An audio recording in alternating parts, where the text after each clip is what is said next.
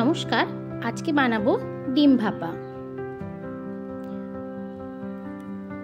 প্রথমে মিক্সার গ্রাইন্ডারে নিয়ে নিতে হবে কয়েকটা কাজু, 1 চামচ সাদা সর্ষে, 1 চামচ কালো সর্ষে ও 1 চামচ পোস্ত। সবকিছুকে ভালোভাবে বেটে নিতে হবে।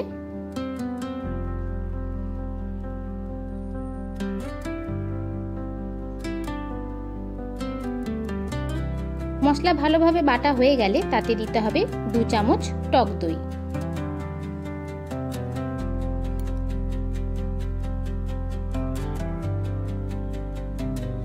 আবারও সবকিছুকে ভালোভাবে মিশিয়ে নেব। এরপর একটা টিফিন বক্সে বেটে রাখা মশলাটা দিয়ে দিলাম, আর দিতে হবে অল্প জল। এরপর দেব হলুদ গুঁড়ো, লঙ্কা গুঁড়ো, স্বাদ মতন নুন আর চিনি। সবকিছুকে একটু ভালোভাবে মিশিয়ে নিতে হবে।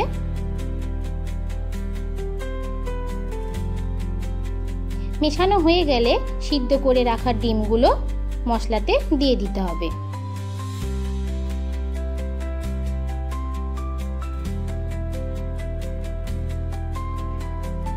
ওপর থেকে একটু কাঁচা সর্ষের তেল দিয়ে দিতে হবে,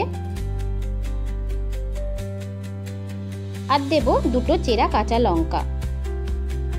এরপর টিফিন বক্সের ঢাকনা আটকে দিয়ে কড়াতে নিতে হবে জল,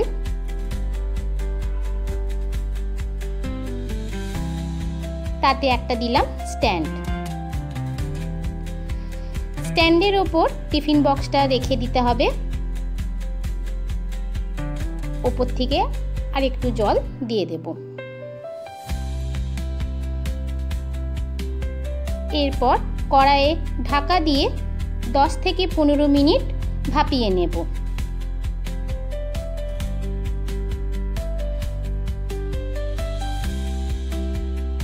10 থেকে 15 মিনিট ভাপিয়ে নিলেই রেডি ডিম ভাপা। ওপর থেকে ধনেপাতা কুচি দিয়ে সার্ভ করুন গরম গরম ডিম ভাপা।